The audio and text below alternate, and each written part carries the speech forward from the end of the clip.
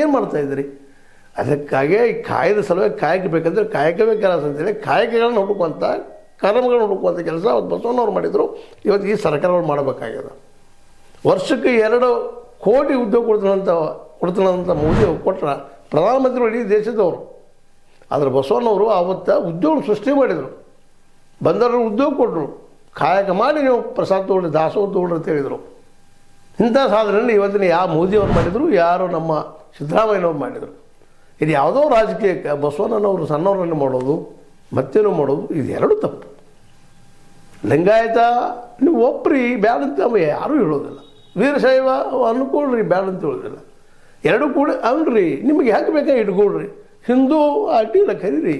ಆದರೆ ಆವತ್ತಿನ ದಿನದೊಳಗೆ ಅನುಭವ ಮಂಟಪ ಕಟ್ಟಿ ಚರ್ಚೆ ಗೋಷ್ಠಿಗಳನ್ನು ಮಾಡಿದಂಥ ಬಸವಣ್ಣ, ಅದರ ಅಧ್ಯಕ್ಷರಂತ ಅಲ್ಲಂ ಪ್ರಭು, ಅದರಲ್ಲಿ ಭಾಗವಹಿಸಿದಂಥ ಅಕ್ಕಮಹಾದೇವಿ ಎಲ್ಲಾದರೂ ಹಿಂದೂ ಶಬ್ದವನ್ನು ಎಲ್ಲಾದರೂ ಕೇವಲ ಲಿಂಗಾಯತ ಧರ್ಮವನ್ನು ಸ್ಥಾಪಿಸಿದಂಥ 3 ಜನ ಹೇಳಿದ್ದಾರೆ.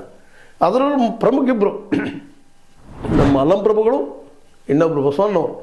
ಇವರು ಎಲ್ಲೂ ಹಿಂದೂ ಧರ್ಮ ಲಿಂಗಾಯತ ಧರ್ಮ ಅಂತ ಎಲ್ಲೂ ಮಾತಾಡಲಿಲ್ಲ. ಲಿಂಗದ ಬಗ್ಗೆ ಮಾತಾಡಿದರು, ಜಂಗಮರ ಬಗ್ಗೆ ಮಾತಾಡಿದರು, ಚರ್ಚೆ ಮಾಡಿದರು, ದಾಸೋದ ಬಗ್ಗೆ ಮಾತಾಡಿದರು, ದಾಸೋದ ಬಗ್ಗೆ ಡಿಫ್ರೆನ್ಸನ್ನು ಮಾಡಿದರು. ಎಲ್ಲ ಸರಿ. ಸ್ವತಂತ್ರವಾದ ಮೀಡಿಯಾಗೆ ಬೇಕಾಗಿರುವುದು ಸ್ವತಂತ್ರ ಧ್ವನಿ. ಆ ಸ್ವತಂತ್ರ ಧ್ವನಿ ಉಳಿಸಲು ನೀವು ಮಾಡಬೇಕಾದದ್ದು ಇಷ್ಟೇ. ಅದೇನಪ್ಪಾ ಅಂತಂತಂದ್ರೆ ನಿಮ್ಮ ಕೈಲಾದಷ್ಟು ಸಹಾಯ ಈ ಚಾನಲ್ಗೆ ಮಾಡಿ ಹಾಗೂ ನಿಮ್ಮ ಧ್ವನಿಯನ್ನು ಕಾಪಾಡಿಕೊಳ್ಳಿ. ಆದರೆ ಅವರೆಲ್ಲೂ ಹೇಳಿ ಅದು ದೈವೇ ಧರ್ಮದ ಮೂಲವಯ್ಯ ಅಂತ ಹೇಳಿದ್ರು. ಆ ದೈವವನ್ನು ನಾವು ಹಿಂದುತ್ವದಲ್ಲಿ ಸೇರಿಸಬೇಕಾಗ್ಯದ, ಆ ದೈವವನ್ನು ನಾವು ಲಿಂಗಾಯತತ್ವದಲ್ಲಿ ಸೇರಿಸಬೇಕಾಗ್ಯದ, ಆ ದೈವವನ್ನು ನಾವು ಚಾರ್ವಾಕದಲ್ಲಿ ಸೇರಿಸಬೇಕಾಗ್ಯದ. ಚಾರ್ವಾಕ ದೇವರಿಲ್ಲ ಅಂತ ಹೇಳಿದ್ರೆ ದುಷ್ಟತನ ಕಲಿಸಿಲ್ಲ ಚಾರ್ವಾಕರು. ಚಾರ್ವಾಕರು ಇವತ್ತು ಬೌದ್ಧ ಧರ್ಮದಲ್ಲಿ ಚಾರ್ವಾಕ